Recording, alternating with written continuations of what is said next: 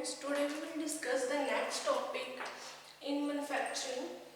Next topic है हमारा sterile manufacturing. In first lecture में हम लोगों ने डिस्कस किया था इकोनॉमिक कंसिडरेशन फैक्टर अफेक्टिंग जो है उसकी क्वालिटी कॉस्ट फैक्ट जो फैक्टर से determine the economy of hospitals, इन सब के बारे में हमने डिस्कस किया था। अब हम लोग जो डिस्कस करेंगे वो है स्टीराइल मैन्युफैक्चरिंग। इसमें हम लोग जो है डिस्कस करेंगे large and small volume parental.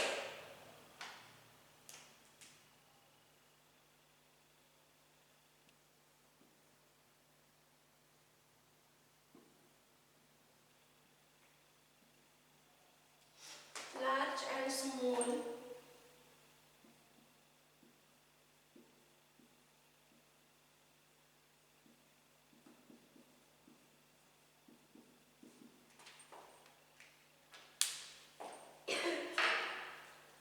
Sterile में हम लोग लार्ज एंड स्मॉल वॉल्यूम जो पेरेंटल है उनके बारे में डिस्कस करेंगे। पहले तो हम लोग देख लेते हैं पेरेंटल क्या है। जो हमारे इंजेक्शंस हैं उनको हम लोग बोल देते हैं आईवी रूट से दिए जाते हैं। जो इंजेक्शन आईएम वो है हमारे पेरेंटल प्रेपरेशंस। स्टीराइल मैन्युफैक्चरिंग का मीनिंग कि जो हम लोग पेरेंटल प्रेपरेशंस प्रिपेयर करते हैं जो जिसमें कोई माइक्रो ऑर्गेनिजम्स नहीं होते हम लोग उनको हम लोग बोल देते हैं स्टीराइल मैन्युफैक्चरिंग। इसमें लार्ज और स्मॉल वॉल्यूम में है। जो हमारे लार्ज वॉल्यूम के जो पेरेंटल्स हैं जिनका साइज 500 ml से कम हो, 1 से लेके नहीं सॉरी जो लार्ज वॉल्यूम के हमारे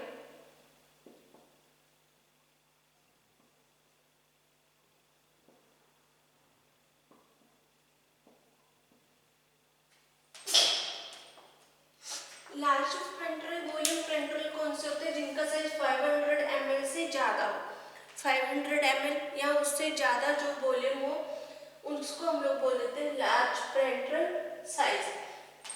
स्मॉल साइज के पेरेंटल प्रिपरेशंस कौन सी हैं जिनका जो साइज है 1 ml से लेके 500 ml तक हो।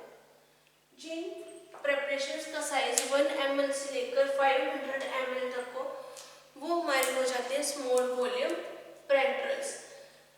नॉर्मली जो लार्ज वॉल्यूम पेरेंटल्स में हमारे पास आ जाते हैं फ्लूइड्स आ जाते हैं डेक्स्ट्रो रिंगर्स, और स्मॉल वॉल्यूम में हमारे पास इंजेक्शंस आ जाते हैं जो एम्प्यूल में वायल्स में होते हैं, या फिर स्मॉल साइज के जो हमारे पास फ्लूइड्स हैं जो आईवी फ्लूइड्स हैं वो आ जाते हैं हमारे स्मॉल वॉल्यूम पेरेंटल्स में। अब हमारे पास ये जो स्मॉल वॉल्यूम पेरेंटल्स हैं और लार्ज वॉल्यूम पेरेंटल्स वो हमने डिस्कस कर लिया। अब इसके बाद हमारे पास फैसिलिटीज एंड रिक्वायरमेंट कि अगर हॉस्पिटल में किसी ने मैन्युफैक्चरिंग करनी है, मैन्युफैक्चरिंग सेक्शन बनाना है हॉस्पिटल में, तो उसके लिए जो स्टीराइल मैन्युफैक्चरिंग है उसके बनाने के लिए क्या क्या फैसिलिटीज और रिक्वायरमेंट्स की जरूरत पड़ती है वो हम लोग देखेंगे।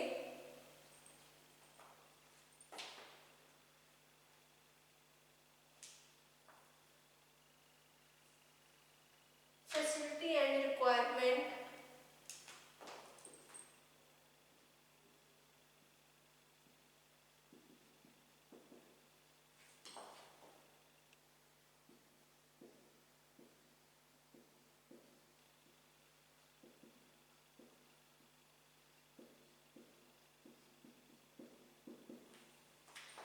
कौन कौन सी फैसिलिटीज हैं और रिक्वायरमेंट्स हैं जो जिनको हमें नीड है मैन्युफैक्चरिंग सेक्शन बनाने में। फर्स्ट वन है इसके लिए पेरेंटल प्रिपरेशंस के लिए जो स्टीराइल मैन्युफैक्चरिंग के लिए हमारे पास क्या होना चाहिए, एक वाटर स्टील,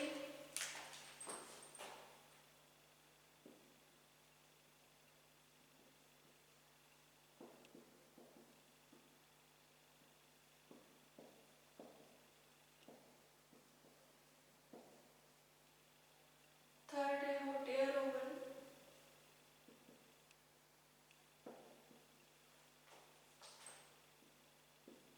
सेप्टिक रूम,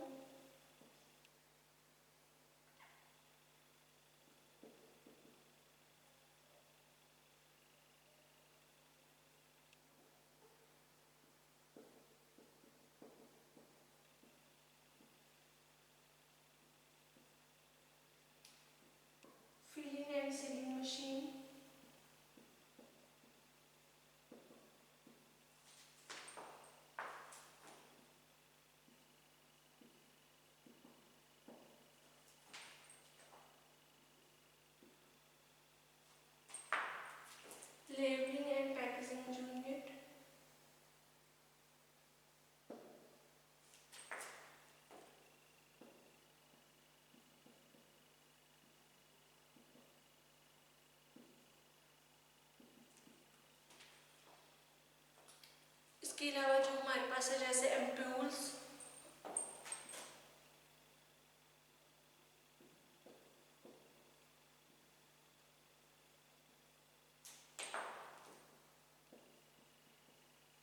जो एंटी एम्प्यूल्स और वाइल्स हैं वो चाहिए।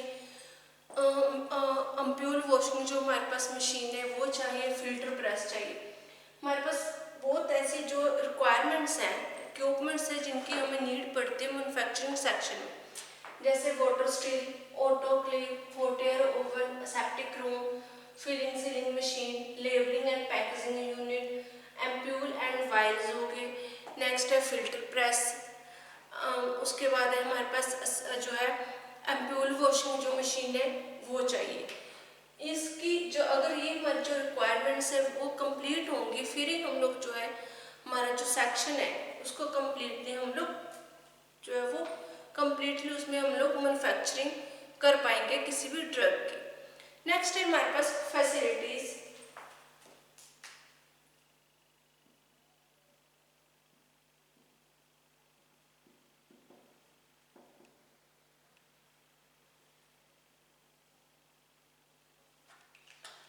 अब ये तो रिक्वायरमेंट थी हमारी, अब फैसिलिटीज क्या क्या होनी चाहिए। फर्स्ट है हमारे पास इन्वायरमेंटल कंट्रोल।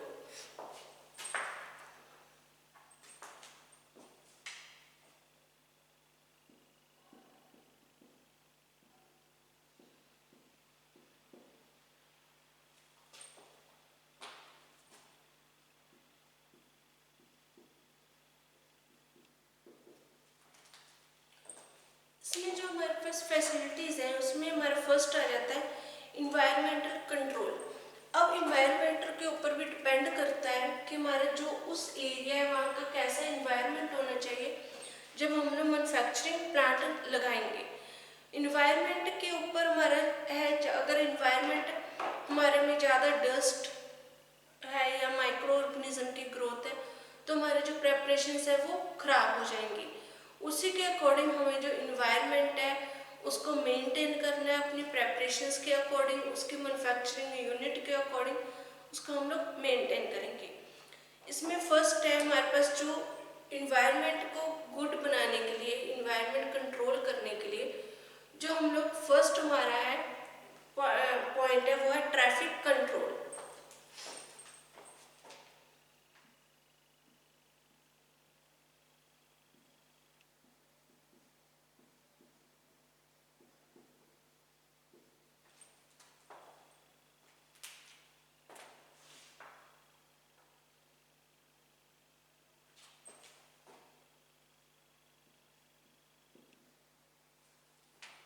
फर्स्ट है हमारा ट्रैफिक कंट्रोल। ट्रैफिक कंट्रोल का मीनिंग ये कि जो हम लोग रूम बनाएंगे, जो हमारा मैन्युफैक्चरिंग सेक्शन है उसमें ये नहीं है कि हम लोग इन और आउट जो हमारा ट्रैफिक है सप्लाईज का और पर्सनस का वो उसमें भीड़ रहे, क्राउड रहे। हमारे पास नो इन और out traffic of supplies and persons, कम से कम जो सप्लाईज और पर्सनस की एंट्री होनी चाहिए ट्रैफिक कंट्रोल करने के लिए जो हमारा मैन्युफैक्चरिंग सेक्शन है। एंड उसमें वन टाइम में अगर किसी भी पर्सन ने हमारे जो रूम है, सेप्टिक रूम है, उसमें एंट्री कर ली तो वो जब तक हमारे जो प्रोडक्ट है वो बन नहीं जाते, हमारी मैन्युफैक्चरिंग साइकिल है जो वो कंप्लीट नहीं हो जाता, उस टाइम तक वो जो पर्सन्स हैं वो जो सेप्टिक रूम है उसमें से बाहर नहीं जा सकते। अगर बार बार कोई अंदर बाहर आएगा सेप्टिक रूम में तो उसमें क्या है जो हमारे माइक्रो ऑर्गेनिजम्स है उसकी ग्रोथ होगी और हमारी जो प्रेपरेशन है उसमें भी माइक्रो ऑर्गेनिजम्स ग्रो करने के चांसेस हो सकते हैं और हमारे जो टेस्टिंग में वो मेडिसिन क्या फेल हो जाएगी और हमारा जो पूरा बैच है उस मेडिसिन का वो खराब हो जाएगा। इसलिए असेप्टिक रूम में एक बार ही एंट्री करनी है और उसमें जो बार बार हम लोगों को एंट्री नहीं करनी, इससे क्या है एयर में डस्ट हो सकती है या हमारे जो क्लोथ के साथ जो डस्ट आ सकती है, जो माइक्रो ऑर्गेनिजम्स हैं वो एंटर कर सकते हैं। जब तक हमारे जो है प्रेपरेशन मैन्युफैक्चरिंग साइकिल है जो वो कंप्लीट नहीं हो जाता तब तक हम लोग उस रूम में से बाहर नहीं जाएंगे। सेकंड है हमारे पास मेंटेनेंस।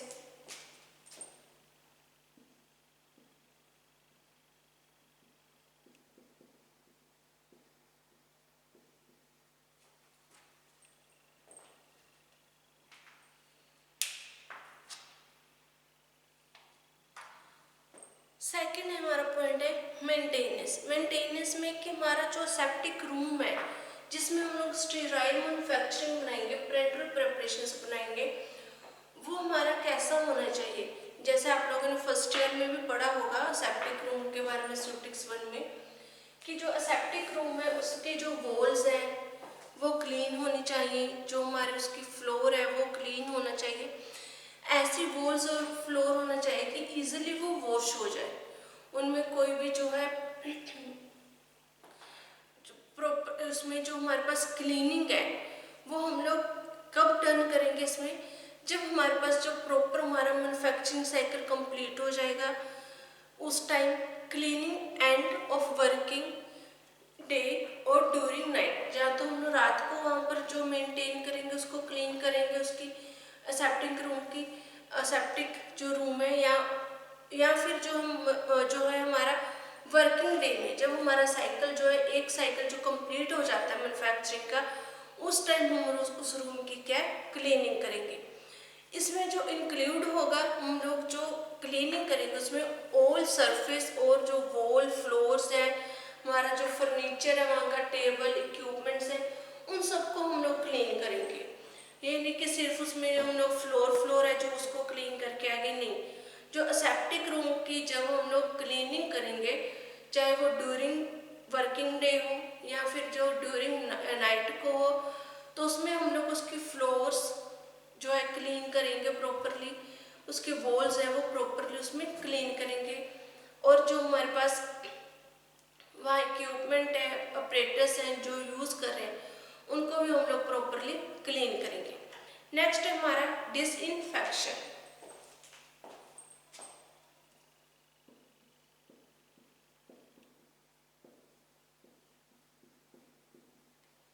जो हमने क्लीनिंग करनी है हमारे सेप्टिक रूम की वो किससे करेंगे, डिसइंफेक्शन से। जो हमारा डिसइंफेक्टेंट है उसका हम लोग सोल्यूशन लेंगे, उससे हम लोग इसको यूज़ करेंगे, लाइजोल हो गया या अदर जो डिसइंफेक्टेंट है उनका हम लोग यूज़ करेंगे इसके वॉल और फ्लोर को क्लीन करने के लिए। नेक्स्ट है इरिडिएशंस।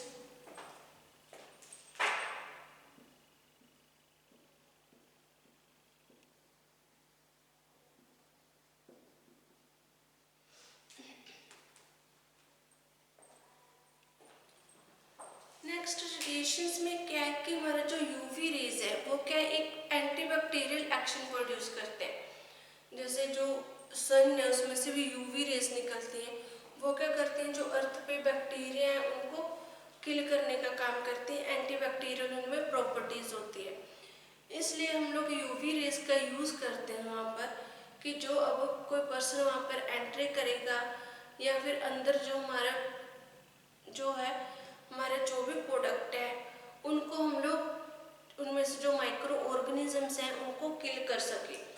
जो रेडिएशंस हैं ये हम लोग तब यूज़ करेंगे जब उसमें कोई अंदर पर्सन इन्वॉल्व नहीं होगा, उस सेप्टिक रूम में जब पर्सन नहीं होगा तो उस टाइम हम लोग इन यूवी रेडिएशंस का यूज़ करेंगे कि उसमें जो सेप्टिक रूम में अगर कोई भी माइक्रो ऑर्गेनिजम्स जो हमारा रह गया है किल नहीं हुआ है तो उसको हम लोग प्रॉपरली किल कर सके।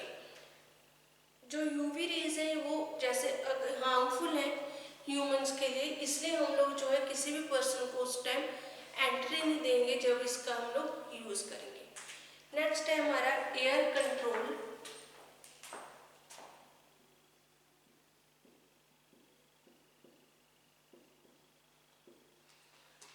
जो हमारे माइक्रो ऑर्गेनिजम्स है वो मेनली किससे एंटर होते हैं, एयर से, क्योंकि एयर कंटेमिनेटेड होती है, डस्ट होती है उसमें।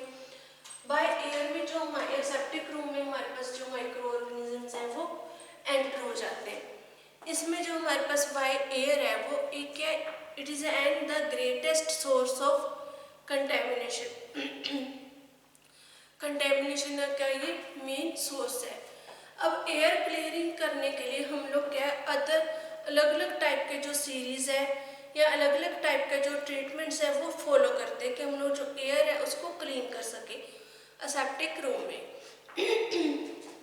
इसमें जैसे फर्स्ट पॉइंट है हमारा कि air from outside is the first passed through pre filter usually है हमारे पास जो glass wool clothes to remove large particles, जो हमारे आउटसाइड की जो एयर्स है जो पास होती है थ्रू प्री फिल्टर्स के थ्रू जो पास होगी, उसको हम लोग क्या करेंगे, उसमें फिल्टर्स में यूजली जो है यूज़ करेंगे वूल का, कॉटन्स का, कि उसमें जो लार्ज पार्टिकल्स हैं हमारे एंटर हो गए, उनको हम लोग उनके ग्लास वूल या फिर क्लोथ्स के साथ उनको क्लीन कर सकें। सेकेंड है it is the past through an electrostatic, जो है हमारे पास जो इलेक्ट्रोस्टैटिक जो हमारे पास हम लोग यूज़ करेंगे प्रेपरेशंस को, कि हमारे जो हम लोग चार्ज पार्टिकल्स हैं उनको रिमूव कर सकें। जो हमारे चार्ज पार्टिकल्स हैं उनको इलेक्ट्रोस्टैटिक प्रेपरेशन से रिमूव करने की ट्राई करेंगे कि हमारे जो माइक्रो ऑर्गेनिजम्स हैं, डस्ट है, वो रिमूव हो जाए एयर में से। नेक्स्ट है हमारा पास थ्रू हैप्पा फिल्टर। जो हैप्पा फिल्टर है ये क्या होता है, जैसे स्टेरिलाइजेशन वाले चैप्टर में आपने पढ़ा है सिप्टिक्स 1 में भी, कि हाई एफिशिएंसी पर्टिकुलर जो हमारे पास जो है पर्टिकुलर एयर है, इसका मीनिंग इसको हम लोग यूज़ करते हैं, इसका यूज़ हम लोग करते हैं माइक्रो ऑर्गेनिजम्स को किल करने के लिए, जो हमारे पार्टिकल्स हैं उनको रिमूव करने के लिए यूज़ करते हैं। इसमें से जो 99.557 जो % माइक्रो ऑर्गेनिजम्स हैं वो रिमूव हो जाते हैं एयर में से, इसलिए असेप्टिक रूम में हम लोग इनका यूज़ करते हैं। नेक्स्ट है हमारे पास पर्सनल मीन्स मैन पावर जो है रिक्वायरमेंट।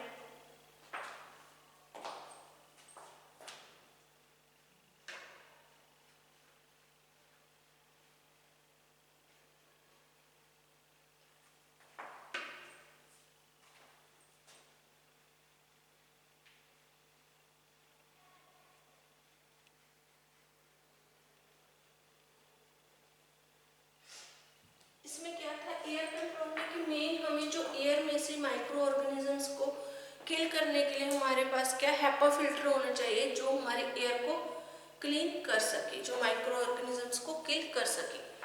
नेक्स्ट है हमारे पास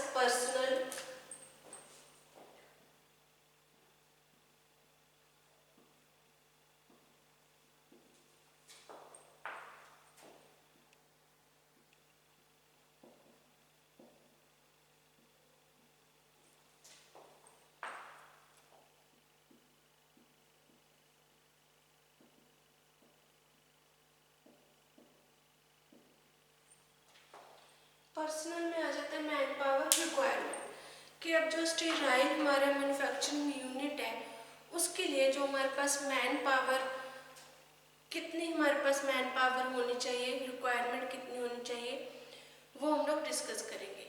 जो पर्सनल है elected for the preparation of parental product must be neat and reliable requirements of the personal in aseptic area, कि हम लोग जो है असेप्टिक एरिया में जो हम लोग स्टेराइल प्रेपरेशंस को प्रिपेयर करेंगे वो क्या है, नीट एंड रिलायबल होनी चाहिए, क्लीन होनी चाहिए, स्टेराइल होनी चाहिए।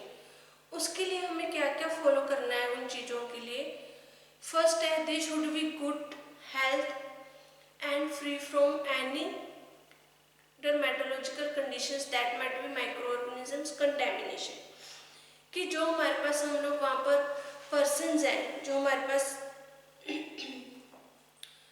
जो एम्प्लॉयज वहाँ पर सेप्टिक रूम में वर्किंग कर रहे हैं वो कैसे होने चाहिए, उनके पास क्या है, गुड हेल्थ होनी चाहिए, उनको कोई डर्मेटोलॉजिकल प्रॉब्लम नहीं होनी चाहिए, स्किन की कोई एलर्जी नहीं होनी चाहिए, कि जिससे वो प्रेपरेशन करते टाइम प्रेपरेशन की प्रिपेयर करते टाइम जो माइक्रो ऑर्गेनिजम्स की कंटेमिनेशन हो जाए।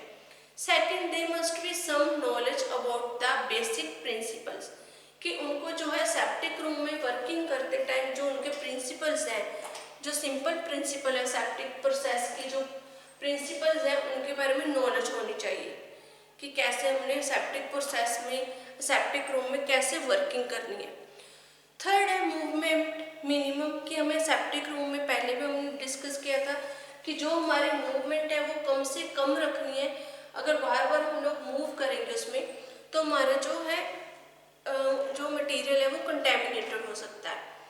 फोर्थ है हमारे पास कि individual shall use fresh sterile जो है यूनिफॉर्म, जो हर एक पर्सन है वहाँ पर एम्प्लॉय, उसकी जो यूनिफॉर्म है वो स्टीराइल होनी चाहिए। जब भी वो एवरी ब्रेक के बाद आता है, ब्रेकिंग पीरियड के बाद वो एंटर होगा सेप्टिक रूम में, तो उसकी जो यूनिफॉर्म है वो प्रॉपरली स्टीराइल होनी चाहिए। ये नहीं कि वो यूनिफॉर्म पहन के सारा दिन अंदर बाहर आता रहे, नहीं, उसकी जो यूनिफॉर्म प्रॉपरली स्टीराइल हो। फिफ्थ जो हमारा पॉइंट है उसमें जो उनकी यूनिफॉर्म है उसका जो पर्सन है उसके फेस पे प्रॉपरली फेस मास्क होना चाहिए, जो हेयर कवर होने चाहिए, उनके प्लास्टिक के शूज़ होने चाहिए, ग्लव्स होने चाहिए हैंड्स में, और लैब कोट होना चाहिए उनकी बॉडी पर, जिससे जो है कंटेमिनेशन के चांसेस कम हो। क्योंकि ये सारे जो प्रॉपर हमारे जो यूनिफॉर्म है ये क्या स्टीराइल होती है, इसलिए इसको हमने यूज़ करना है एसेप्टिक प्रोसेस में। नेक्स्ट है एन एयर शावर, जो एम्प्लॉयज़ हैं उनको बाहर आते टाइम या अंदर जाते टाइम जो है एयर शावर यूज़ करना चाहिए, जिससे जो माइक्रो ऑर्गेनिजम्स हैं वो एयर शावर्स के कारण जो है वो अंदर एंटर ना हो, उनकी जो है डस्ट वगैरह उनकी जो यूनिफॉर्म से जो हमारे उनके क्लोथ्स हैं उनमें से क्लीन हो जाए, जिससे जो अंदर वो कंटेमिनेशन ना हो। ये हमारा स्टीराइल मैन्युफैक्चरिंग था। इसको आगे हम लोग नेक्स्ट लेक्चर में कंटिन्यू करेंगे, इसकी जो लेआउट है उसके बारे में डिस्कस करेंगे, layout of sterile product, sterile area, उसके बारे में हम लोग नेक्स्ट लेक्चर में डिस्कस